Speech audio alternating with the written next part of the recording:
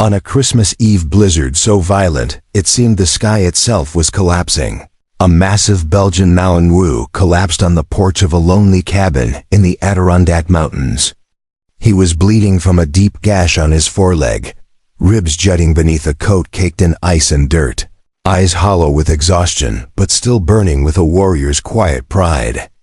Inside that cabin sat Asher Rhodes, a 48-year-old Army Ranger veteran.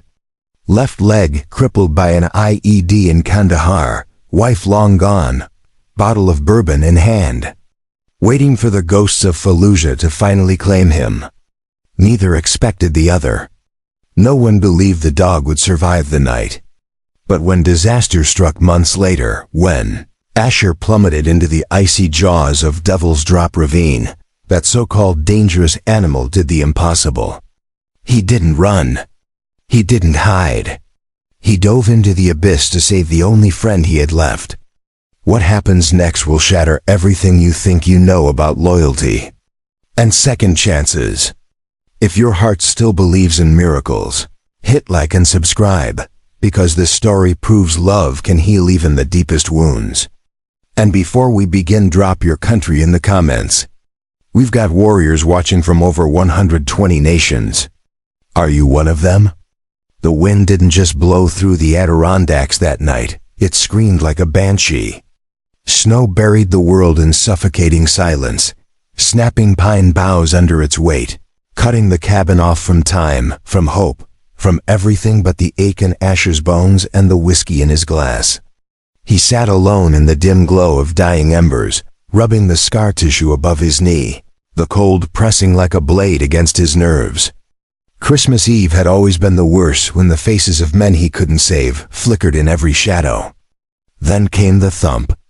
Faint at first, then heavier, a body dragging itself through the storm.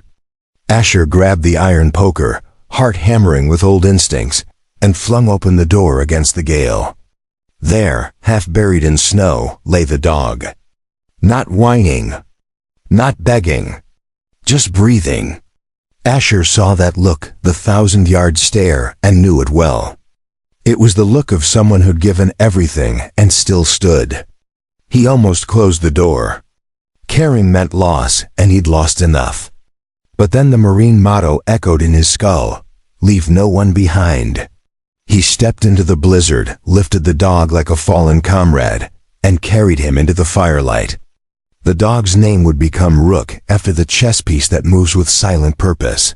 Guarding the king from the shadows. In the days that followed, the cabin changed. Asher, who hadn't shaved in weeks, hadn't made his bed since discharge, found himself pulled into Rook's disciplined rhythm. At 0500, a wet nose nudged his hand. Not playful, commanding. Asher rose, shaved, ate at the table, not over the sink. When they walked the frozen perimeter, Rook moved to his left, the traditional healing side, matching Asher's limp with uncanny precision. One morning, a chicken coop door swung open in the wind. Asher braced for chaos, for feathers and blood. Instead, he watched Rook herd the hens back inside, then shove the wire door shut with his snout and lie across it like a sentry, guarding against foxes he knew were watching from the tree line. That night, Asher's nightmares returned. Fallujah's heat, the IED's flash, the silence after. He thrashed, trapped in memory, until a heavy weight pinned him to the bed. Rook lay across his chest, warm and solid, licking the sweat from his brow, anchoring him to the present. Asher wept ugly, heaving sobs, and Rook held him until dawn. For the first time in years, Asher didn't feel alone in the dark. Then came Asher's daughter Elena, a trauma nurse who'd feared the worst when she saw Rook's size and scars. But she watched, stunned, as Rook retrieved Asher's cane from icy steps, shut off a boiling kettle with his nose, and stood guard during panic attacks. She filmed it all and posted, "My dad's dog is his guardian angel." The video exploded, millions watched. But not everyone celebrated. Deputy Calloway arrived one afternoon, hand hovering near his taser, responding to a neighbor's wolf sighting. He demanded paperwork. Asher had none. "He's dangerous," the deputy said coldly. 24 hours or animal control takes him. That night, Asher examined Rook's ear and found a faded tattoo, K9B27.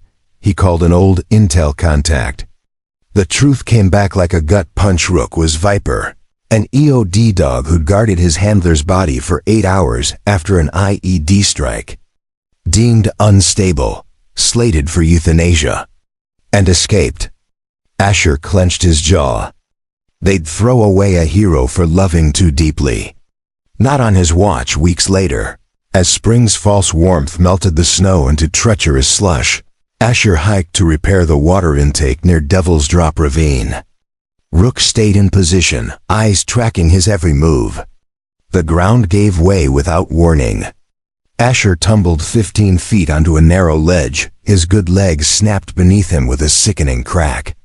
His phone slipped from his grip and vanished into the churning river below. Hypothermia crept in as darkness fell. "Go home, Rook," Asher shouted, voice raw. But Rook didn't leave.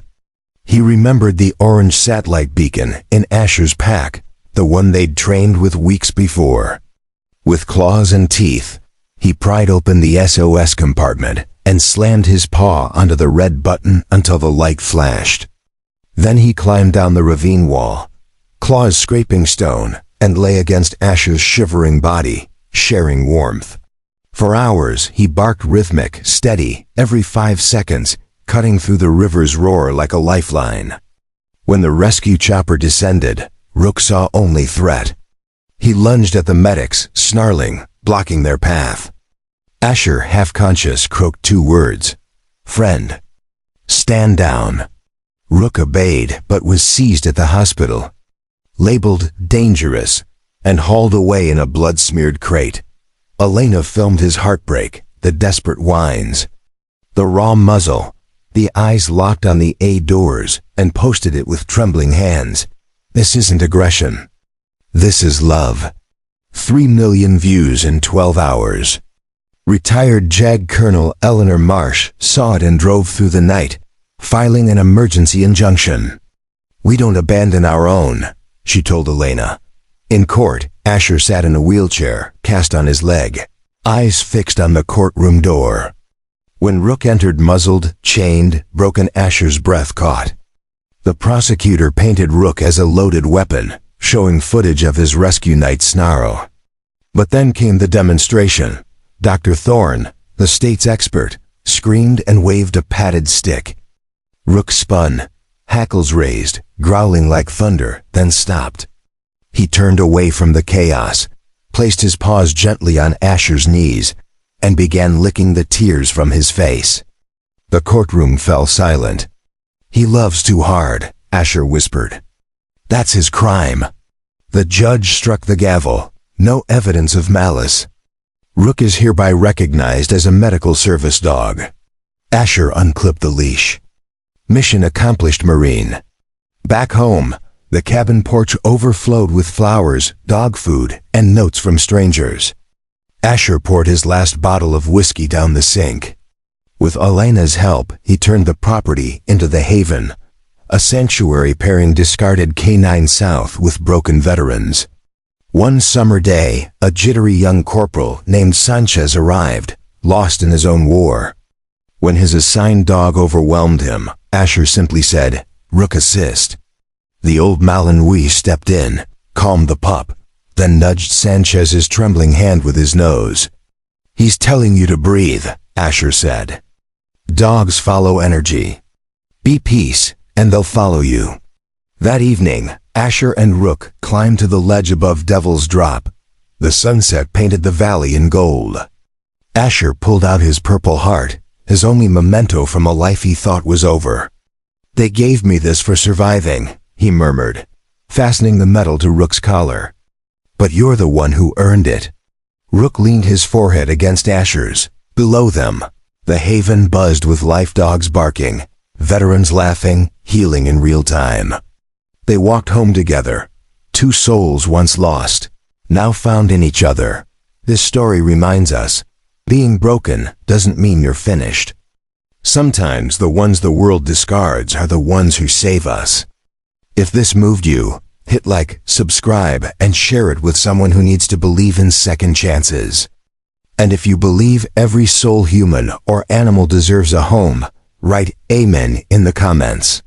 May you always have someone who sees your scars and calls them strength.